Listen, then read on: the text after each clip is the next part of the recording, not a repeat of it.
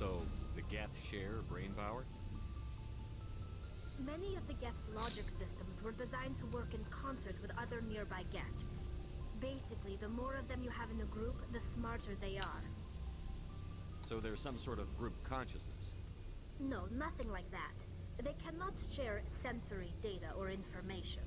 Their programming cannot handle that much simultaneous input. Each Geth maintains an individual awareness and identity. The neural network only operates on a process-based level. It's basically the synthetic equivalent of a subconscious. But when they're in close proximity, they can coordinate low-level functional processes, freeing up more capacity for original or independent thought. In layman's terms, That doesn't please. make any sense. I'm probably oversimplifying. The Geth are incredibly advanced and complex creations. All you need to know is that they get smarter when they gather in large numbers. As we built more and more Geth, their effective intelligence became more sophisticated, more abstract. One day, a Geth began to ask its Quarian overseer questions about the nature of its existence. Am I alive? Why am I here? What is my purpose? As you can imagine, this caused a near panic among my people. I'm in the corner being like, oh shit. I don't see what's so bad about those questions. The Geth were created to engage in mundane, repetitive, or dangerous manual labor. That's fine for machines, but it won't satisfy a sentient being for long. The Geth were showing signs of rudimentary self-awareness and independent thought. If the Geth were intelligent, then we were essentially using them as slaves. It was inevitable the newly sentient Geth would rebel against their situation. We knew they would rise up against us, so we acted first. A general order went out across all Quarian-controlled systems to permanently deactivate all Geth. The Geth responded to this order violently. You didn't really think they'd just let you destroy them without a fight, did you? The hope was that most of the Geth would still be little more than machines, incapable of organized resistance. But they had progressed much further than anyone anticipated. The war was long and bloody. Millions upon millions of Quarians died at their hands. In the end, we were forced to flee our own home. Maybe you should have installed a failsafe. We feared Kind of they like would self-destruct pursue us, device. but they never came beyond the veil. Now we drift through space, exiled, searching for a way to reclaim what was once ours. It's hard to feel sorry for you. Your ancestors tried to wipe out another species. We made Sorta. a mistake when we created the Geth in the first place, but we did not make a mistake when we went to war against them. Then it's like, If are we they had real not acted, species? they would have wiped us out. They're a synthetic life form. They have no use for organics. None. Why do you think they cut themselves off from the rest of the galaxy? Why do you think they've killed every organic being who's ever tried to contact them? Yeah. You make a good point. I'm sorry. I didn't mean to get so worked up. Most Quarians tend to have pretty strong opinions about the Geth. I want to know more about the pilgrimage. When my people reach maturity, we leave our birth ships and seek acceptance with a new crew. It's necessary to maintain genetic diversity That makes among sense. the fleet. But no ship wants to accept someone who will be a burden on them. So, to prove our worth, we embark on a pilgrimage. We set out alone, leaving the flotilla and our families behind us. We only return once we have found something of value we can bring back to the fleet. This is presented as a gift to the captain of the respective ship we wish to join. If the gift is accepted, we are welcomed into the crew. Can a captain choose to reject the gift? That doesn't happen often. Most captains are eager to increase the size of their crew. It increases their own standing in our society. Even when a gift is not particularly valuable, the captain usually accepts it out of a sense of tradition. However, there is a stigma to presenting a substandard gift. It's not the best way to make a good impression on a new community. Most pilgrims don't return until they find something worthwhile. I bring you a piece of cheese. Let me join your crew. I can't believe they just send you off alone. It's not like they just cast us out. Before we leave, we are given lessons in how to survive outside the flotilla, and given gifts to help us on our journey. We also receive implants to fight off sickness and disease. Generations of living in an isolated and highly controlled environment have left our immune systems weaker than most. By the time we leave the fleet, we are well equipped for the pilgrimage. This is a rite of passage for all Quarians. If it were dangerous, our numbers would suffer. Virtually every pilgrimage ends with a triumphant return and the ritual presentation of the gift to one of the fleet's captains. I want to talk about something else. That's pretty interesting. Like what? Like she's learning all about this engine, I should go. and like I'm sure this data that she brings would be super valuable. Especially like what I wonder now, if you're talking to her, is like, is it dangerous to stand here? Isn't there some kind of like radiation field that's being emitted from here? I feel like the people working here must be like irradiated freaks, you know?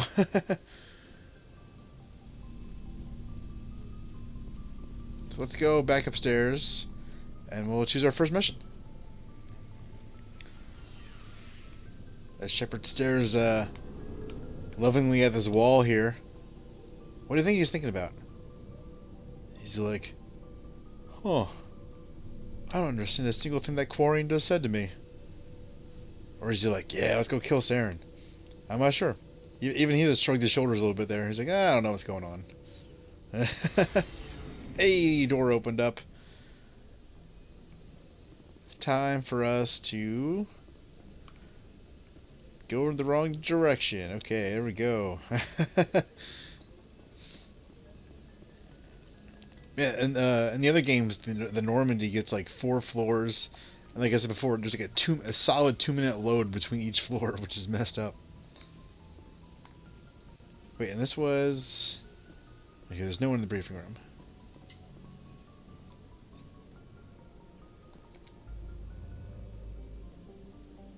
Let's, oh, we got a load. Hopefully it doesn't break the system again.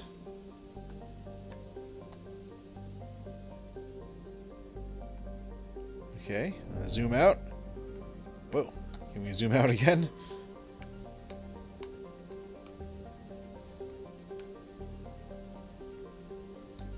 Zoom out again.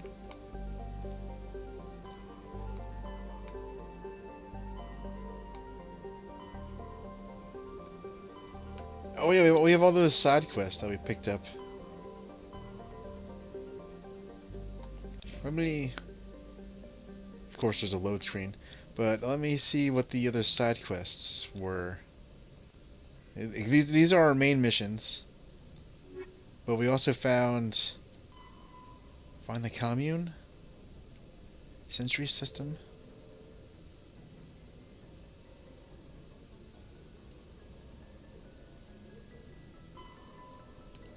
Let's check out this biotic commune. We want to head to the Sentry system and the Hawking Eta cluster.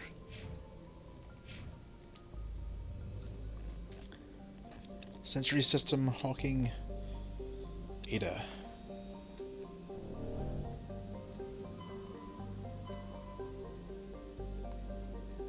I think. Okay, so Hawking Eta. And then... Let's check it out. I've never really done space travel in this game before.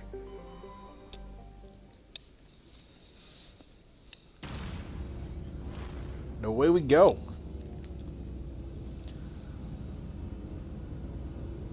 It was, since this is an RPG, any kind of side mission will benefit us in the long run.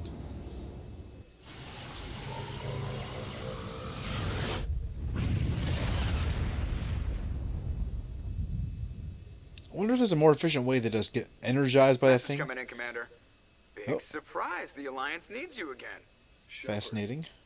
This is Admiral Hackett with Alliance Command. We've got a mission for you. Is that Lance Henriksen? Your commanding officer Torfin has set up a small compound in the Hawking Eta cluster. He's attracted a number of biotic followers. He's become an outspoken critic of the Alliance, and we believe he's mentally unstable. This could be trouble, Shepard. I'll look into it. 3 days ago, we sent 2 Alliance representatives to meet with him at his compound. They've disappeared. We believe Kyle and his followers killed them. That compound is a cult, Shepard. They call him Father Kyle now. He set himself up as some kind of Uh-oh. religious leader. You said his followers were biotics? Yes. Major Kyle never showed any biotic tendencies himself, though. I think he's just latched onto a group he identifies with. Many biotics feel marginalized or ostracized by society. Kyle probably sees them as victims who need See, I'm a biotic. and they see him as someone who will fight for them. Unfortunately, he's convinced them that the Alliance is somehow responsible for all their problems. We can't let him go on like this. What were those Alliance representatives going to talk to Major Kyle about? They wanted to bring him back to an Alliance facility for treatment. Major Kyle served us faithfully for many years. We weren't going to abandon him. Given his state of mind, however, he probably saw them as a threat. We're almost certain he had his followers killed them. What else can you tell me about Major Kyle? He's not the same man you served under. He Oh, I feels served under him? responsible for the Alliance soldiers who died at Torfin. Ah. His psych evaluations showed he couldn't handle the stress of command anymore. He was given an honorable discharge in early retirement. We'd hoped he would get better in time, but we underestimated how far gone he was. So it ties back to his past. How permanent of a solution are you looking for? We don't want this to turn into a massacre, Commander. Kyle is dangerous. I trust you to use your judgment. Hack it out. We don't want you to kill him, but we sort of want you to kill him. Which planet was he supposed to be on? One second. I gotta see what the mission log said. What planet?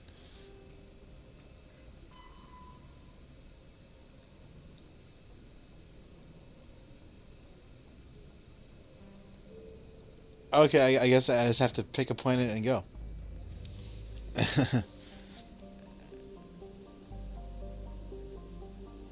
I was hoping it would point me in the correct direction here. Tamahera, Thrarotop, or Presrop. Oh, what's this other one? Cactra. Any other ones? Might as well start here. Oh, okay, okay, we can't actually go to every planet, so that's interesting. Good to know.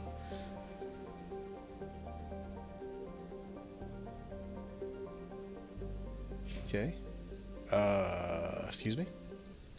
Why are we loading?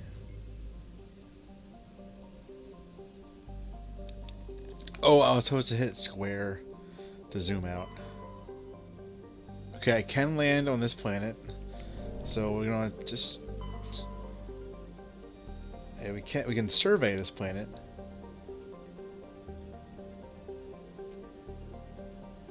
Okay. Okay, so surveying just gives you a reward. Unknown. What was the...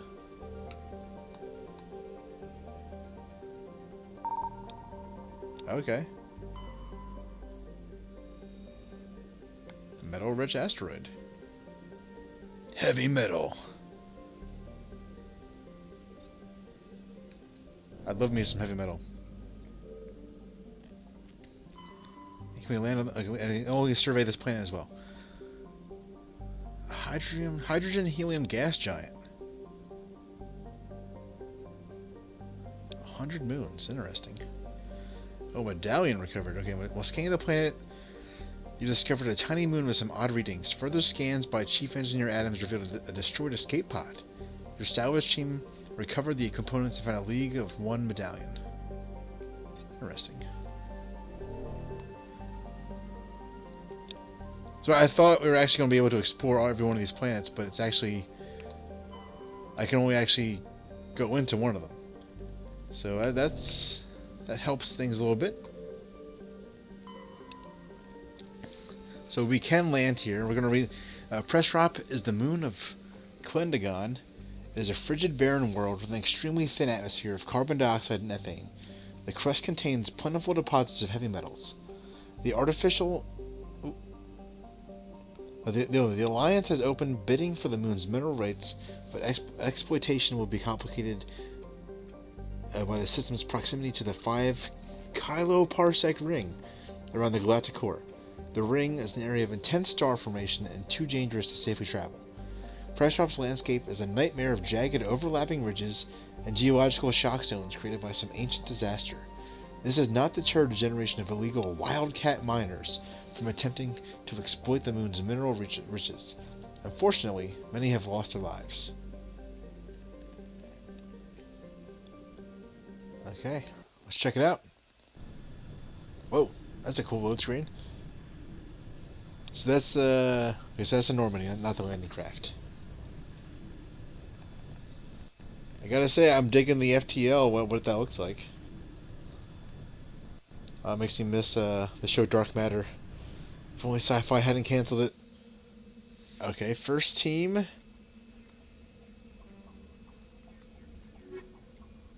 Garrus. And...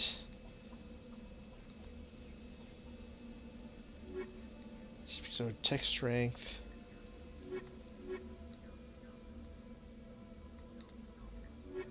So he's a biotic commando. He's a tech commando.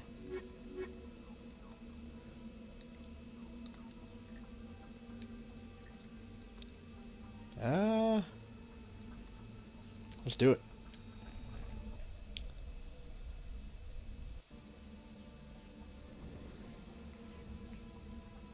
Now, see now, how does this work? We'll figure it out.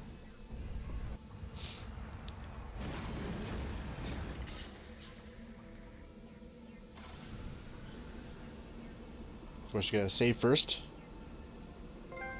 Oh, we got a Drovey. Interesting. This goes to show you guys I wasn't lying when I said this is the first time I really played this game. Okay. Looks pretty barren, but I guess we're gonna go explore.